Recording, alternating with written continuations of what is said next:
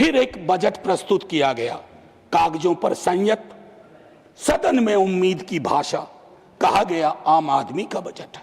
और मैं आमो खास में परेशान हूं, लेकिन आम आदमी आज भी कतार में खड़ा है, राशन के लिए, इलाज के लिए और काम की प्रतीक्षा में।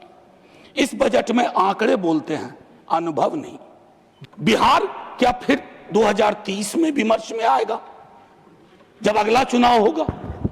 विशेष राज्य का दर्जा, हमारे कई साथी यहां बैठे हुए हैं, दिल पे हाथ रखिए, आप भी कहिएगा कि विशेष राज्य का दर्जा मिलना चाहिए। चंद बड़े घरानों के बढ़ते मुनाफे राष्ट्रीय उपलब्धि, जबकि किसान, मजदूर और बेरोजगार युवाओं की जिंदगियां संरचनात्मक सुधार, शिक्षा, स्वास्थ्य और रोजगार तीनों को वित्तीय अनुशासन और धैर्य का एक और साल। माननीय सभापति महोदय, यह केवल एक बजट नहीं, एक राजनीतिक फैसला है। माननीय श्री प्रोफेसर मनोज कुमार झा जी। शुक्रिया माननीय उपसभापति महोदय। बजट की इस चर्चा पर एक बुनियादी प्रश्न उठाने से पूर्व कोलकाता से प्रकाशित एक महत्वपूर्ण अखबार ने मुझसे एक लेख मांगा कि बजट से आपकी क्या उम्मीदें हैं, और मैंने लिखा कि budget should be constitutionally mandated under article 39 of Indian constitution.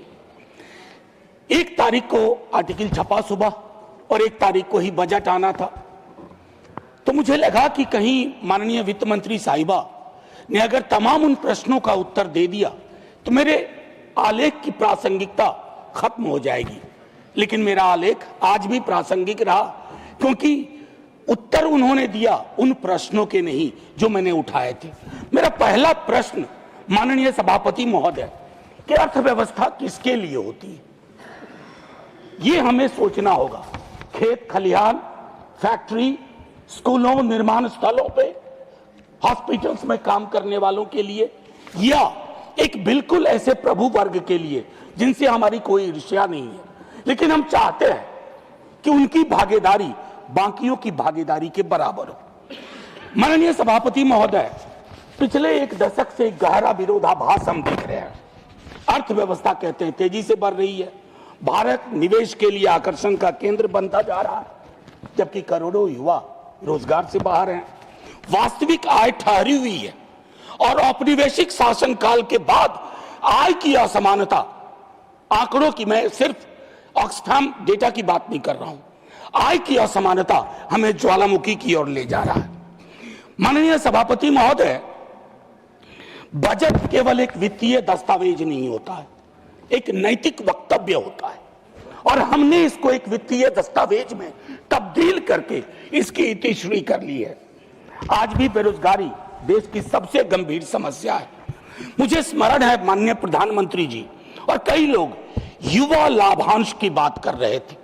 आज वो युवा लाभांश लायबिलिटी में तब्दील होता जा रहा है और हमारे पास कोई रोड मैप नहीं है।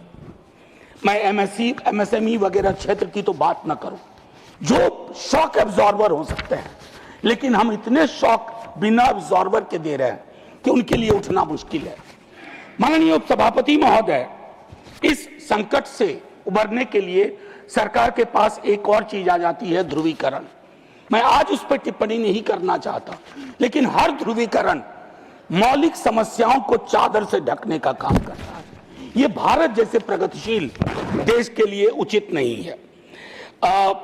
कमाल की व्यवस्था हम देख रहे हैं, ऊपर संपत्ति बन रही है, नीचे संपत्ति घट रही है, समृद्धि शून्य होती जा रही है। मैं दोबारा कहता हूं, सिर्फ ऑक्सफैम की रिपोर्ट नहीं, आप अपनी गणना करवा लीजिए। देखिए उपसभापति महोदय, जब मैंने आर्टिकल 39 की बात कही तो उसके पीछे उद्देश्य है कि आर्टिकल 39 को मद्देनजर रख करके अगर हमारे बजट की प्रस्तावना होगी तो हमारा बजट समावेशी होगा, अन्यथा समृद्धि के 5 टापुओं की गाथा को हम देश की गाथा बताते रहेंगे, जो उचित नहीं है। ये बेईमानी है, ये अन्याय है। माननीय सभापति महोदय, अगर आर्टिकल 39 के नजर से देखें तो रोजगार के बिना विकास एक भ्रम सा है। अभी हाल के दिनों में माननीय उपसभापति महोदय, गिग प्लेटफॉर्म वर्कर्स की बात हुई। ज़्विगाटो नाम की एक फिल्म है नंदिता दास ने बनाई है। मैं उस फिल्म के स्पेशल स्क्रीनिंग में था और उसी वक्त ये किताबें भी रिलीज हुई। ये रिपोर्ट है सर, जन पहल की ओर से। उस फिल्म को मैंने देखा और उस फिल्म को देखने के बाद कल मैंने एक रिव्यू भी लिखा। गीग और प्लेटफॉर्म वर्कर्स, हमें मानना होगा कि हमारी अर्थव्यवस्था में ये तत्व बढ़ते जा रहे हैं, इनका कंट्रीब्यूशन बढ़ रहा है, लेकिन उनकी सिक्योरिटी कहां है सर? पूरे देश में हड़ताल हुआ, कहा गया 10 मिनट डिलीवरी इज इनह्यूमन। अब इस पे रोक लगा रहे हैं सर, कागजों में रोक लग गया, कागजों के बाहर बदस्तूर जारी है, क्योंकि उनको लगता है कि ये ऐप बेस्ड, जो अगर मैंने रिव्यू में लिखा था कि अगर आज मार्क्स होते ना तो कहते एलिनेशन का चरम है, जहां आप पार्टनर कह करके उस प्लेटफॉर्म के माध्यम से शोषण कर रहे हैं। माननीय उपसभापति महोदय, मैं आपसे कहूं कि प्रगतिशील कराधान पर हम बात नहीं कर पा रहे हैं। जब मैं प्रगतिशील कराधान, प्रोग्रेसिव टैक्सेशन की बात करता हूं तो मैं सफलता को दंडित करने की बात नहीं कर रहा कि अमीरों को उनकी अमीरी का दंड मिले। बस अमीरों को यह कहा जाए कि इन्हीं संसाधनों से तुम्हारी अमीरी हासिल हुई है, और अगर तुम्हारी अमीरी इससे हासिल हुई है तो इस संसाधन के सभी भागीदारों के साथ थोड़ा थोड़ा तो बांटो। अगर उसको नहीं बांट रहे हैं तो ये इस तरह का पिरामिडल स्ट्रक्चर होगा पिरामिड का, जहां बेस ही एक दिन गायब हो जाएगा। माननीय उपसभापति महोदय, विकास को केवल जीडीपी की दर से नहीं आंका जा सकता। मैं आज बिहार की बात नहीं करूंगा, मेरे बाकी साथी करेंगे। बिहार क्या फिर 2030 में विमर्श में आएगा जब अगला चुनाव होगा? विशेष राज्य का दर्जा, हमारे कई साथी यहां बैठे हुए हैं, दिल पे हाथ रखिए, आप भी कहिएगा कि विशेष राज्य का दर्जा मिलना चाहिए। माननीय उपसभापति महोदय, ज्यादा वक्त नहीं लूंगा। जब वक्त थोड़ा बुरा होता है तो वक्त भी गुजरता है और वक्त के बीच से हम भी गुजर जाते हैं। मैं सिर्फ इतना कहना चाहूंगा कि जब मैं कहता हूं कि अत्यधिक असमानता सामाजिक विश्वास, भरोसे को खत्म करती है, ज्वालामुखी की ओर ले जाती है, लेकिन हमारे पास दूसरा विकल्प है, अगेन अंडर आर्टिकल 39, और वो विकल्प है माननीय सभापति महोदय, न्याय के साथ विकास। एक आखिरी, इन दिनों कविताओं का मौसम है, मैंने एक छोटी सी कविता, साहिर लुधियानवी तो हूं नहीं, बस छोटी सी सर, 30 सेकंड में खत्म हो जाएगी। माननीय सभापति महोदय, फिर एक बजट प्रस्तुत किया गया, कागजों पर संयत, सदन में उम्मीद की भाषा, कहा गया आम आदमी का बजट है, और मैं आमो खास में परेशान हूं।